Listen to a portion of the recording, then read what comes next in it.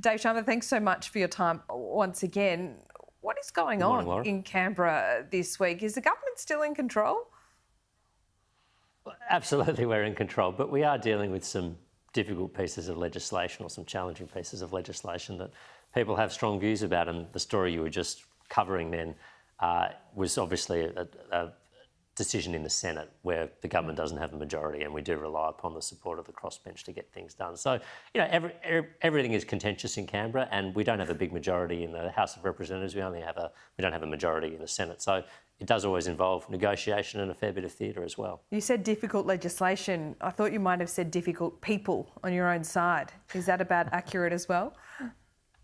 It wasn't intended as a euphemism. No, look, people, you know, the good thing about Parliament, and I do appreciate that, is people represent their communities, which all have different views all around Australia. And if we had a homogenous political debate, I'd be a little worried. We don't want that, and we don't have that in Australia. So people expressing strong views and often conflicting views is all to the betterment, I think, of the nation.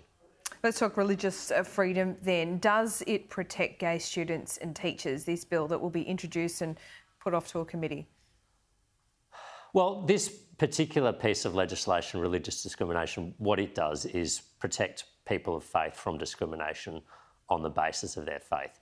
The other issue, though, and this is one I've been talking about as well, about protecting gay students and gay teachers and gender fluid ones at schools, that's got to be dealt with in broader pieces of non-discrimination legislation. At the moment, there are carve-outs that date from 2010, exemptions from the Sexual Discrimination Act and other acts, which we need to deal with. And what the government has said is that they're telling the Australian Law Reform Commission to get on with it and bring forward some recommendations about how we deal with the broader religious exemptions that currently exist. But isn't there a risk here that if what you're saying hasn't even been considered, that you pass this discrimination bill, religious discrimination bill, and therefore you have this gap where it might adversely affect gay students and teachers?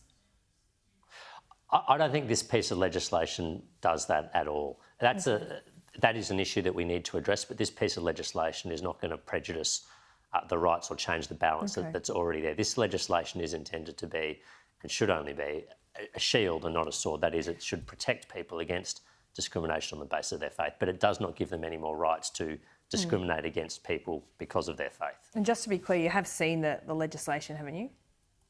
Yes, I have. I mean, look, I've been involved in discussions on this going back some time, but I first saw the draft legislation yesterday, which is when everyone else's, when it became publicly available. It hasn't always been easy for you to maintain your spot in Parliament. It did work out well the first time, the second time around. Now you've got a third challenge on your hands with another potentially high-profile independent with Allegra Zampatti. Now she's taken aim at you, saying your record on climate change is terrible, is it? No, I disagree strongly. I mean, I think my record shows that I've come into a government in 2019 and I've helped deliver a commitment to net zero emissions by 2050, which no one was even talking about 3 years ago. I've helped upgrade our emissions targets to 35% reduction by 2030, and I've helped support and have supported record investment in renewable energy like solar, like hydrogen, like pumped hydro as well.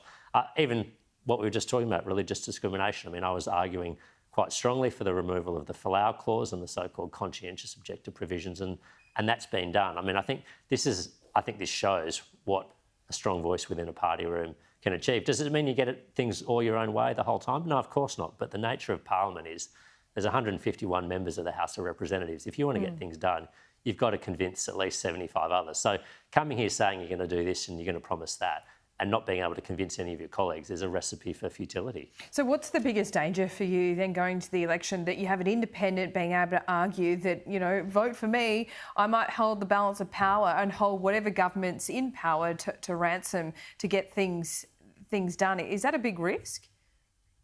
Well, I just say I've run against independents and strong and high-profile independents every time I've stood for election. So this isn't a new feature on the Wentworth political landscape, at least for me. And I think people need to make up their mind, and independent candidates also need to level with the public that if there is a situation where there's a hung parliament, who are they going to support for Prime Minister?